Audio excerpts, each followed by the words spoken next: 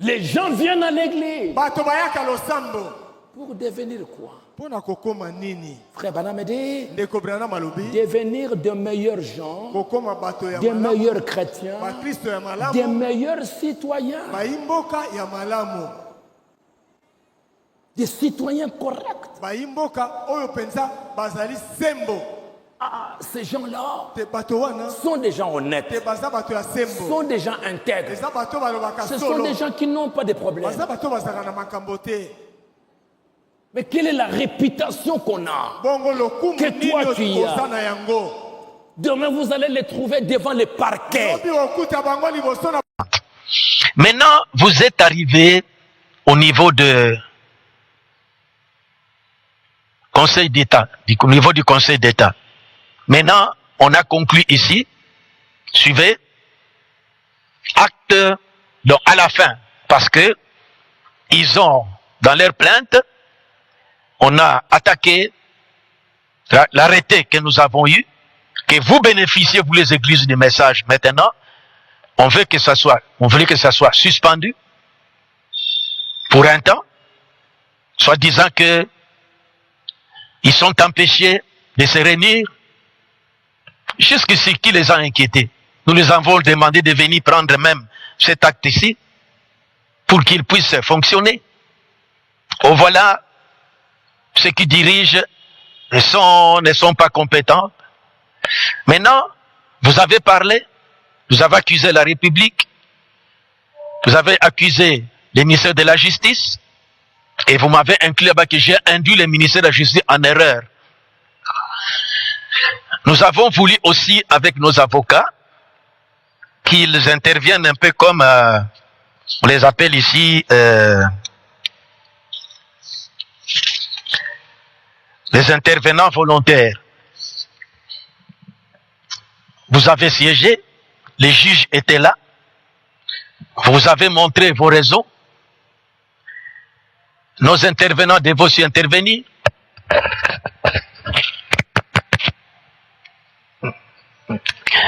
Alors, je vais aller vite, peut-être la batterie risque de se terminer, de s'épuiser.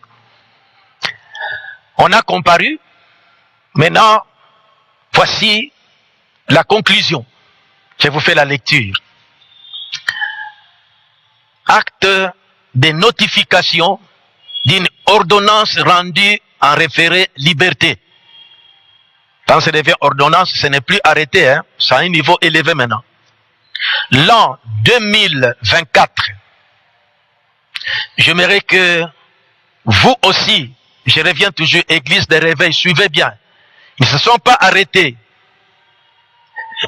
à faire des démarches.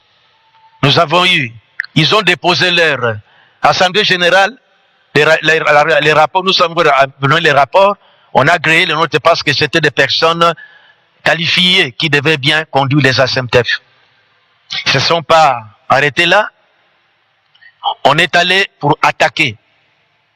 Je crois que ce sont ces personnes qui conduisent ces jeunes, qui ont amené ces jeunes hommes dans cette histoire. Vous allez les trouver devant les tribunaux. Quoi? Nini? Vous venez de non, il y a un problème. Un problème de dette, un problème de parcelles, un problème de famille. Et parfois tu prends de l'argent, tu vas donner au juge. Toi, frère, pour qu'on condamne ta soeur.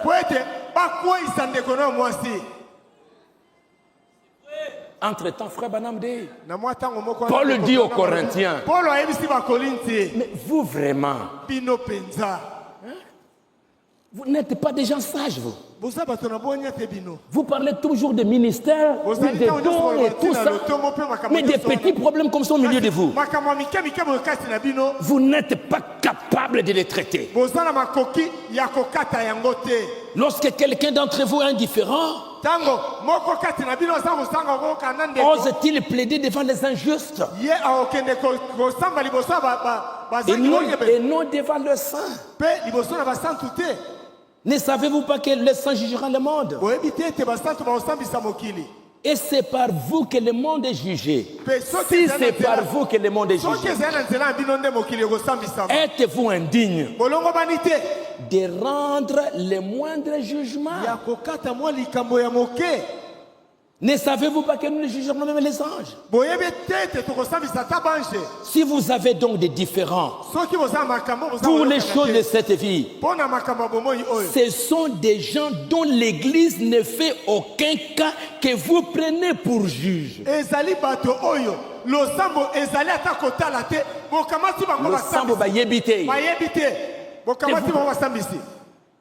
Regardez dans votre Bible. Quand vous avez des différends, allons dans Deutéronome. Deutéronome chapitre 17. 19. Allons-y au verset 8 jusqu'au verset 12. Quand vous avez des différends, qu'est-ce qu'il faut faire? Allons-y. Si une cause relative à un meurtre, à un différend, à une blessure, te paraît trop difficile à juger et fournit matière à contestation dans tes portes, tu te lèveras et tu monteras au lieu que l'Éternel ton Dieu choisira. Tu iras vers les sacrificateurs, les Lévites, et vers celui qui remplira alors les fonctions des juges. Tu les consulteras et ils te feront connaître la sentence. Tu te conformeras à ce qu'ils te diront dans le lieu que choisira l'Éternel et tu auras soin d'agir d'après tout ce qu'ils t'enseigneront. 11. Tu te conformeras à la loi qu'ils t'enseigneront et à la sentence qu'ils auront prononcée. Tu ne te détourneras de ce qu'ils te diront ni à droite ni à gauche. L'homme qui, par orgueil, n'écoutera pas le sacrificateur placé là pour servir l'Éternel ton Dieu, ou qui n'écoutera pas le juge, cet homme sera puni de mort. Tu ôteras ainsi le mal du millier d'Israël. Afin que tout le peuple entende et craigne, et qu'il ne se livre plus à l'orgueil. Les juges, Mosambisi, c'était qui? Ezalakinani, les sacrificateurs. Banganganzambe. Il y avait des Lévites. Vous avez des différends parmi vous. J'ai des citations du prophète dans le premier sceau. Il dit aujourd'hui les chrétiens, ils ont des problèmes. Ils vont dans des tribunaux. Frère Branham dit, tu ne dois pas le faire.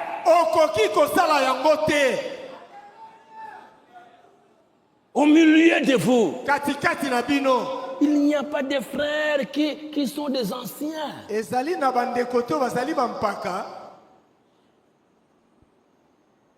Il n'y a pas de pasteur ou d'autres prédicateurs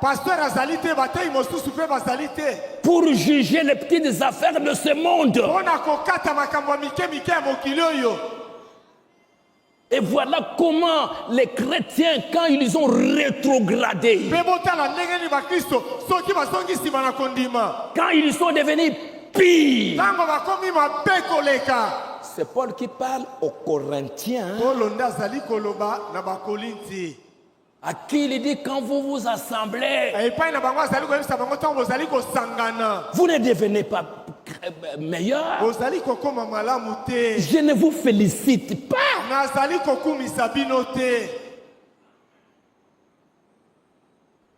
À cause de ce que vous faites. Et vous trouvez des chrétiens aujourd'hui. Ils viennent là. Entre leurs frères, ils sont dans les tribunaux.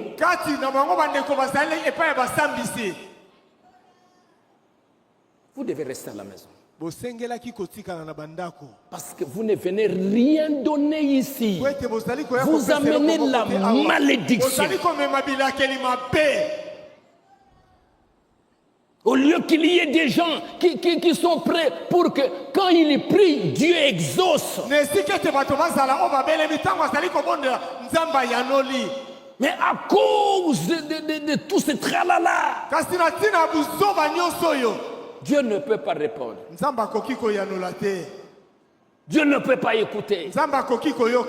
À quand au milieu?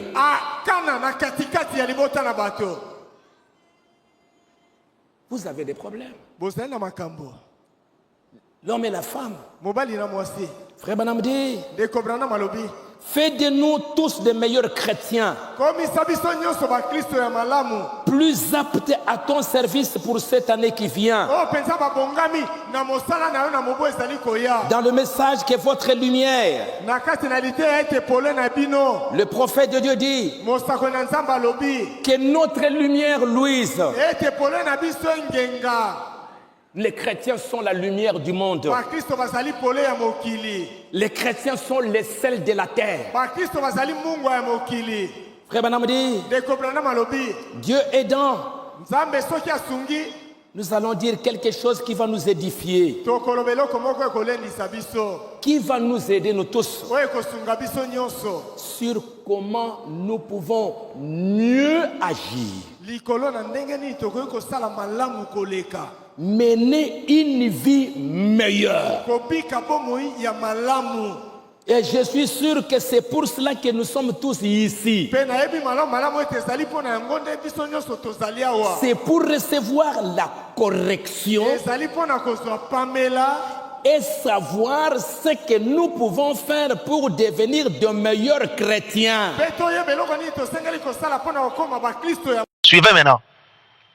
À la requête de messieurs les greffiers du Conseil d'État, non, je reprends, l'an 2024, le 17e jour du mois de février, à la requête de messieurs les greffiers du Conseil d'État, j'ai sous-signé mon Maou Congo, huissier judiciaire près du Conseil d'État, et notifié à messieurs Molimpe Mandongo Jean-Claude, vous les connaissez bien, un pasteur qui est du groupe là de Carlos, membre effectif de l'association sans but lucratif confessionnel dénommée les Assemblées chrétiennes du message du temps de la fin. Je dis bien, monsieur Molimpe Mandongo Jean-Claude, que vous comprenez qui sont ces personnes qui sont tentées de vouloir, à qui ont tenté d'annuler encore cet arrêté ici.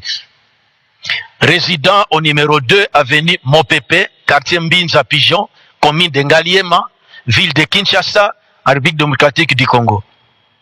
2. Monsieur Somada Abangwa, qui est à Kisangani là-bas, membre effectif de l'association sans but lucratif confessionnel dénommée les Assemblées chrétiennes message du temps de la fin, résident à Mongwandi, Panzaka, ville de Bondo, province de Baouélé, en République démocratique du Congo. On me tient informé parce que c'est moi qu'on a accusé là-bas, que j'ai induit les ministres en erreur. Enfin, on se référait à moi. Pasteur André Vibidi Lamwana Manyanga, de nationalité congolaise, premier administrateur et représentant légal de l'association sans but lucratif confessionnel dénommée les Assemblées chrétiennes message du temps de la fin en sigle, ainsi de suite. Monsieur le ministre d'État, ministre de la Justice et garde des Sceaux, dont les bureaux sont situés à côté du Palais du Peuple, place de l'Indépendance. La République démocratique, nous sommes traduits sur la République, la République démocratique du Congo prise en la personne de messieurs les ministres d'État, messieurs les ministres de la Justice et des gardes des Sceaux, dont les bureaux sont situés à côté du Palais de la Justice, place de l'Indépendance, Gombe. Donc, les deux pasteurs ici, qui sont du groupe de Carlos, ils sont venus pour attaquer cet arrêté, pour que ça n'ait pas des effets, parce que ça les inquiète.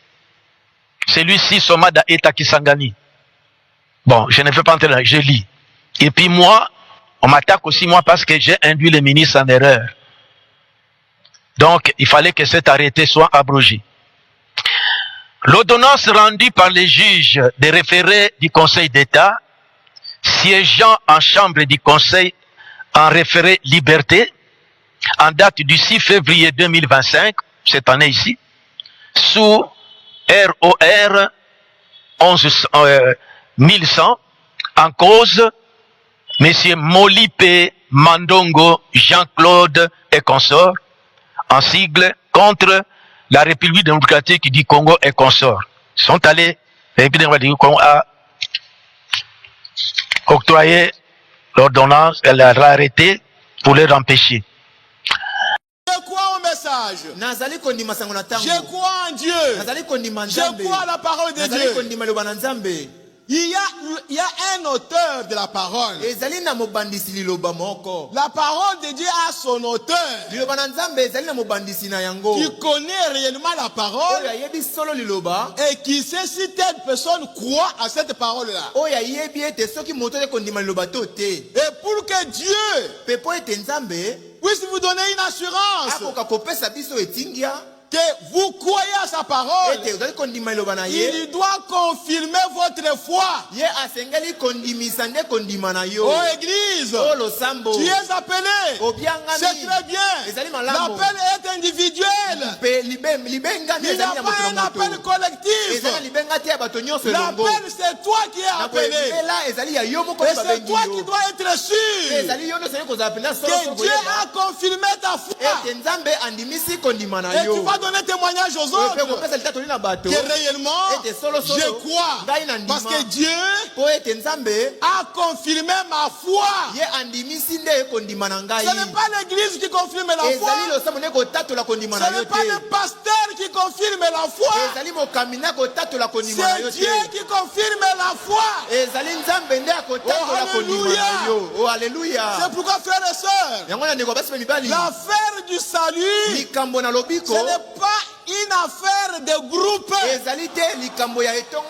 Non, frères et sœurs, chassez ces esprits en vous et soyez connectés individuellement à Dieu. Ou c'est toi qui marches avec Dieu, ou bien tu ne marches pas avec Dieu. Même si ton pasteur marche avec Dieu, cela ne veut pas dire que toi tu marches avec Dieu, parce que c'est une marche individuelle. Chaque jour, vous devez être sûr que vous marchez avec Dieu. Oh, gloire à Jésus-Christ. Le message que nous avons reçu, c'est un message de la restauration de la foi apostolique. C'est un message de la restauration de la foi apostolique. La foi apostolique n'est pas une histoire qu'on doit raconter. C'est une vie. Une vie dans votre vie. Oh frères et sœurs, nous sommes heureux parce que Dieu nous a envoyé un prophète. Voyez-vous au prophète, et le Seigneur vous bénisse. C'est pourquoi, bien aimés frères, nous ne pouvons pas reposer notre foi sur ce que Dieu est en train de faire avec nous, sur les dons, sur la puissance, sur le ministère. Nous ne pouvons pas reposer notre foi là-dessus, mais reposons notre foi sur la parole de Dieu, sur le fait que vous êtes en communion avec Dieu, sur le fait que la vie de Christ est en vous agissante. Ce n'est pas quelque chose que vous allez emprunter quelque part, mais c'est une vie réelle qui est en vous et que le monde peut voir. On n'a pas besoin de donner les témoignages. Oh, moi je suis chrétien. Oh, moi j'ai pris là-bas. Oh, moi je suis ceci. Moi j'ai fait longtemps avec le message. Ce n'est pas de ça qu'on veut. Ce que les gens veulent voir, c'est la vie de Christ qui coule dans ta vie à toi. Oh frères et sœurs, aimons-nous les uns les autres. Aujourd'hui, nous avons la foi. Oh, il n'est pas de notre foi. Il n'est pas de notre foi. Oh, il n'a pas la même foi que moi. Il y a combien de fois? Il y a combien de fois? Combien? Mais la Bible déclare que nous devons combattre pour la foi qui a été transmise au sein une fois pour toutes. Le messager de ce jour ramènera nos cœurs à la foi apostolique. Mais aujourd'hui, nous avons nos foi des églises. Le Madame appelle cela la foi des églises. Sortons de ces foi-là. Il n'y a qu'une seule foi. C'est cette foi-là qui est la foi d'Abraham. De croire seulement aux promesses de Dieu. Même si on ne va pas de la même manière. L'un et l'autre. Cela ne veut pas dire qu'on n'a pas la même foi. Oh mes frères et sœurs, que Dieu nous aide pour abandonner ces petites choses, des différentes compréhensions. Je peux comprendre une chose aujourd'hui et demain je change. Quand nous avons crié à ce message, les femmes portaient les mouchoirs de tête. Vous ne pouvez pas prier sans mouchoir de tête. Et si c'était ça notre foi, où est-ce que nous serions aujourd'hui? Les femmes maintenant peuvent prier sans mouchoir de tête. Quelle serait notre foi? Mais bien aimés frères et sœurs, c'est Dieu qui vous révèle la parole. S'il vous a révélé la parole, ce n'est pas ça votre foi. La foi, frère Branham me dit, c'est le sang de Christ qui nous a tous rachetés. Ce n'est pas ma compréhension qui m'a racheté. Ce n'est pas ma doctrine qui m'a racheté. C'est le sang de Jésus-Christ qui nous a rachetés. Et Jésus qui m'a racheté, il est capable de me faire connaître et comprendre sa parole. Si je ne comprends pas aujourd'hui, demain il peut me faire comprendre cela. Mais j'ai confiance à lui. J'ai la foi dans ce qu'il a dit. Je vous ai sauvé avant la fondation du monde. Comment je peux aller mettre mon salut dans quelque chose d'aujourd'hui? Parce que je ne comprends pas comme toi. Je vais mettre mon salut là-dedans. Ah non, frère et sœur. Non. Mon message, c'est pour vous inviter à vous mettre à l'abri. C'est vous avertir. Vous tirez les oreilles, amis, pour que vous voyez les dangers qui je regarde les églises du message. Je regarde les choses qui se passent. J'ai dit non, Seigneur, laisse-moi partir. Laisse-moi aller. Ça devient insupportable. Les choses qui se passent, c'est incroyable. C'est difficile.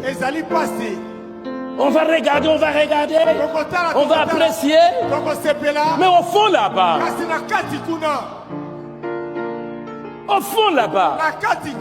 quand on regarde ce qui se passe, ce sont des larmes, c'est pitié, avec un grand message. Message de l'aigle. Message de l'aigle. Mais nous qui avons clos le message de l'aigle, nous sommes où? Nous vivons où? Regardez nos églises. Regardez comment les femmes s'habillent. Regardez la musique. Regardez les danses. C'est le message.